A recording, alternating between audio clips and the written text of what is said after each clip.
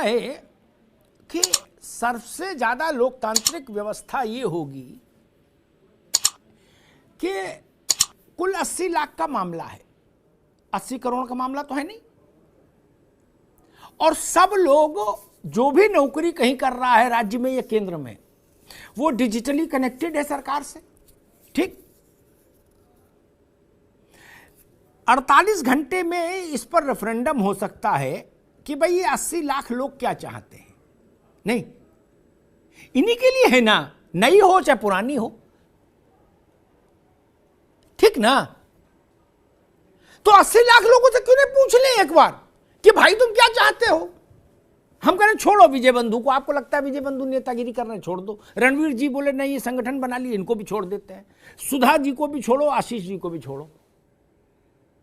80 लाख से पूछ लो, एक मेल डाल दो सबको कि भैया तुम एनपीएस चाहते हो, ओपीएस चाहते हो। लोकतांत्रिक ढंग से जो उत्तर आए उस पर फैसला ले दीजिए अगले दिन, 3 दिन में मामला निपट जाएगा। एक रास्ता।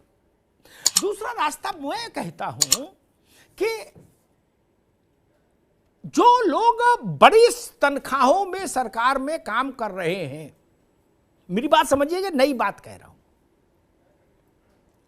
2 लाख 2.5 लाख 3 लाख रुपए की सैलरी में काम कर रहे हैं, मान लीजिए, उनको पुरानी मिले नई मिले, वो बहुत ज्यादा फर्क नहीं पड़ेगा, उतनी व्यवस्था उनके पास कुशन रहता है। लेकिन जो बहुसंख्यक वर्ग है 80 लाख का, मेरे ख्याल से जो 70 लाख होगा, वो तो अल्प वेतन भोगी है ना। वो क्या खाएगा, क्या बचाएगा, क्या कर लेगा, उसके लिए गारंटी होनी चाहिए, उसके लिए भारत की सरकारों का संरक्षण होना चाहिए। प्राइमरी स्कूल में टीचर है, गवर्नमेंट इंटर कॉलेज में अध्यापक है, सरकारी स्कूल में कंपाउंडर है, फार्मासिस्ट है, सीआईएसएफ में जवान है, बीएसएफ में जवान है। वो क्या खाएंगे, क्या बचाएंगे, क्या बच्चे पढ़ाएंगे, क्या करेंगे। मैं नहीं कह रहा कि जो सीआईएसएफ के डीजी हैं मैं उनकी वकालत चलो छोड़ ना भी करूं, छोड़ दो उनको, लेकिन बाकी का तो ख्याल करो। ये एक। दूसरी बात मैं कहता हूं, लोकतंत्र में अड़ना नहीं चाहिए। हमने कृषि कानून के समय एक स्थिति देखी, लेकिन बाद में मुझे प्रसन्नता हुई कि चलो देर आए दुरुस्त आए, प्रधानमंत्री ने सार्वजनिक तौर पर उन कानूनों को वापस लिया। जिनके लिए जो चीज है वो अगर उनको पसंद नहीं तो फिर वो चीज सोने की हो बेकार। मसला ये है ना भाई, मुझे ये दवाई सूट नहीं कर रही, मेरी बॉडी में रिएक्शन पैदा कर रही है, और आप डॉक्टर के तौर पर वही दवाई मेरे नस में लगाए जा रहे हो, तो मुझे तो समस्या हो जाएगी। इसलिए मैं कहता हूं इसको। तीसरी बात, गुड़ परसों दे देना, ठीक, मेरी बात समझिए ध्यान से सब लोग, सारे राजनेता, गुड़ परसों दे देना, लेकिन गुड़ जैसी बात तो आज से ही करो यार। ऐसी बातें तो ना बोलो कि जी लालच क्या लालच करेंगे। लालच क्या होता भाई, जितना योगदान मैं दे रहा हूं पत्रकार के नाते, उतना ही मेरा वो जो नगर पालिका में सफाई कर्मचारी है वो भी दे रहा है योगदान देश में। मैं ही ज्यादा बड़ा आदमी हूं क्या? नहीं, ये भारत मां है, ये 150 करोड़ लोगों के चेहरों को मिला के एक चेहरा बनता है। लालच क्या है? हर आदमी सेवा कर रहा है, प्रधानमंत्री से लेकर और चपरासी तक, सेना अध्यक्ष से लेकर खेत में काम करने वाला किसान तक, सब बराबर है। हमने जब लोकतंत्र स्वीकार किया तो क्या इसी यही कहा था। राजेंद्र प्रसाद जी से पूछा 26 जनवरी 1950 जब संविधान स्वीकार किया मनोज भाई, तो एक विदेशी पत्रकार ने राजेंद्र बाबू से पूछा कि राजेंद्र बाबू क्या फर्क आ गया, तो उन्होंने कहा कि अब प्रजा राजा हो गई, पहले राजा राजा होता था, अब प्रजा हो गई। ये देश है। और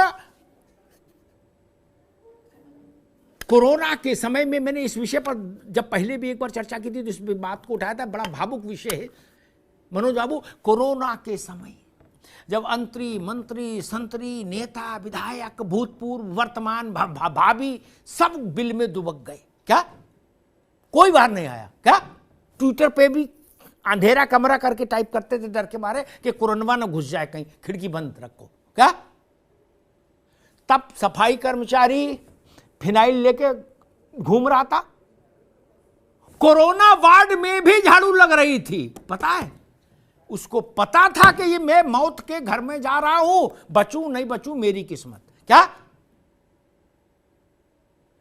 काम कर रहे थे ना। प्राइवेट डॉक्टर ताला बंद करके चले गए थे कि नहीं बताओ? सरकारी डॉक्टर था। कितने डॉक्टर कुर्बान हो गए, हमने संख्या हमको मालूम है, कितने डॉक्टर शहीद हो गए। इसीलिए वो युद्ध से 71 की लड़ाई से छोटा नहीं था, उससे बड़ा था कोरोना की लड़ाई। 71 की लड़ाई छोटी थी उसके मुकाबले। जो सरकारी कर्मचारी राजस्व विभाग के थे वो राशन बांट रहे थे कि नहीं? मेरी पत्नी सरकारी विद्यालय में टीचर है, भरे कोरोना में विजय बंधु राशन बांटने जाती थी।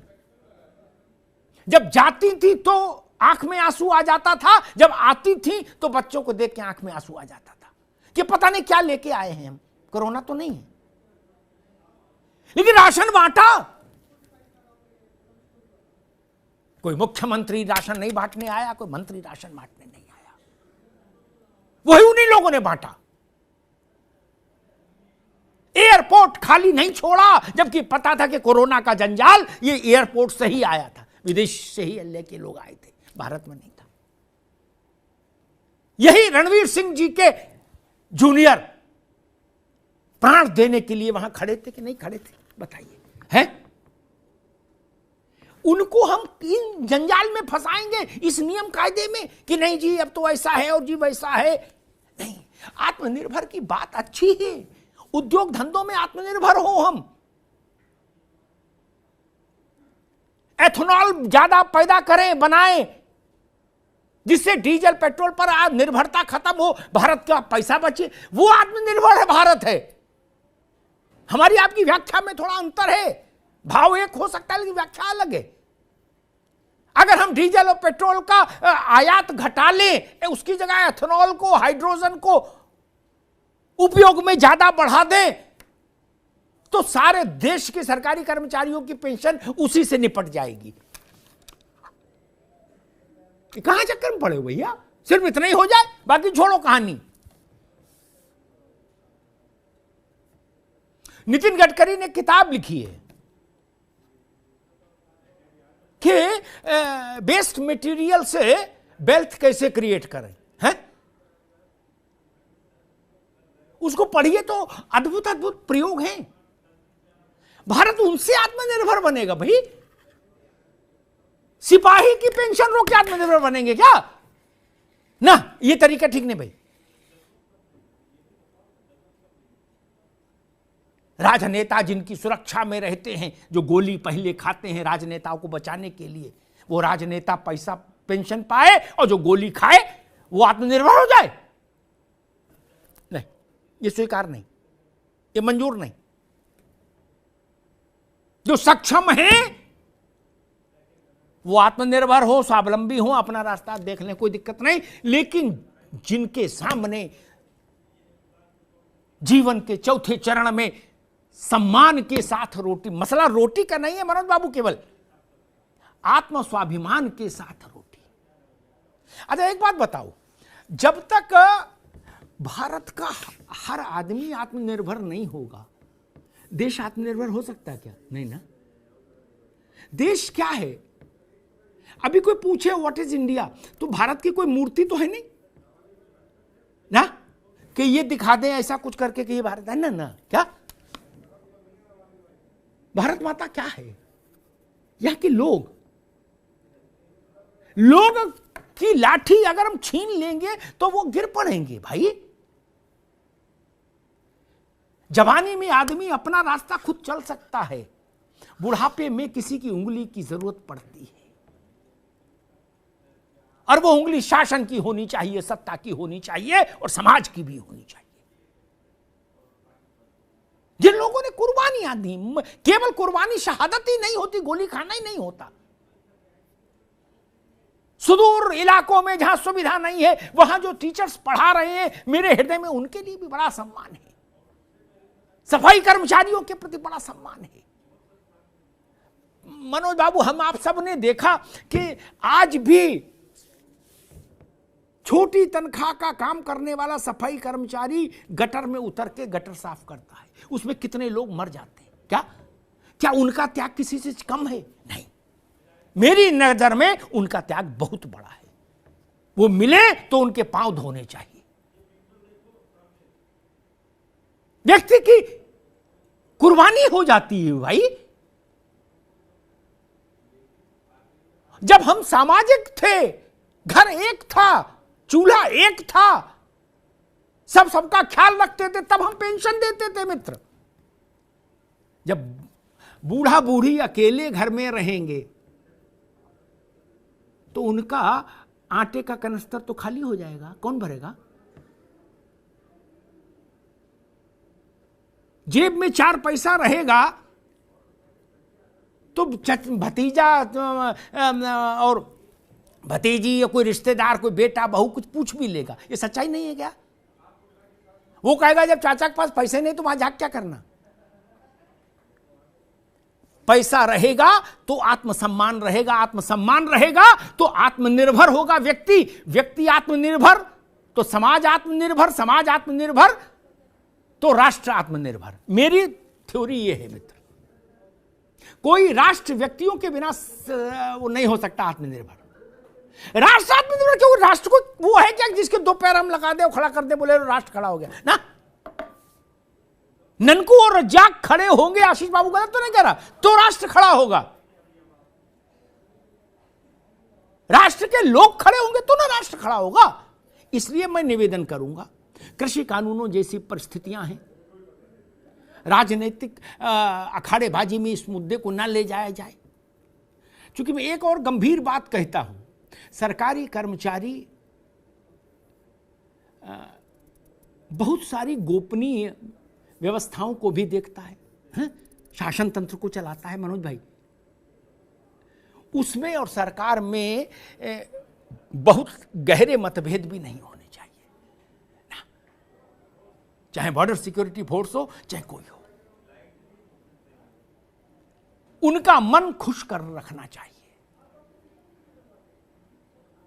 एक हमारे मित्र थे, वो एक बड़े कारपोरेट हाउस के सीईओ थे, तो उन्होंने एक नई बात कही, वो यहाँ बस उदाहरण के भर के लिए कहता हूँ। उन्होंने कहा कि विजय जी, क्या अमिताभ जी, मैं अपने कर्मचारियों को मानसिक तौर पर संतुष्ट रखता हूँ।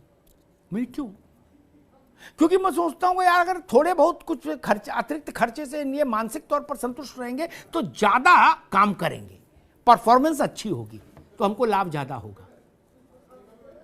मैं कहूँगा, निवेदन करूँगा भारत सरकार से कि पाला मत खींचिए। ये सब मिलके तो सरकार है, देश है, समाज है, क्या है, कोई अलग है? जो लोग सरकार में हैं उनके परिवार के लोग भी सरकारी कर्मचारियों में। ऐसा थोड़ा कि विदेश से लोग आए, सरकार वाले या कर्मचारी। लेकिन अगर देश में सद्भाव रखना है और शासन, राजनीतिक नेतृत्व तो कि एक नक्शा बनाता है, रोड मैप, उस पर काम तो कर्मचारी करता है ना। तो जिसको जमीन पर ट्रांसलेशन करना है, क्रियान्वयन करना है लक्ष्य के लिए, साधने के लिए, आत्मनिर्भर भारत बनाने का भी काम कौन करेगा मनोज जी? यही लोग करेंगे ना। ऐसा तो नहीं कि बाहर से आत्मनिर्भर बनाने वाले मिलते हैं कहीं। इसलिए इनकी सुरक्षा के लिए हमको भारत को प्रयास करना चाहिए। और वही बात, जब हम गरीब थे, गेहूं मांगकर बाहर से खाते थे, अमेरिका से गेहूं आता था तो हम पेंशन देते थे। आज हम ट्रिलियन बिलियन क्या क्या हो गए, तब ऐसी स्थिति नहीं।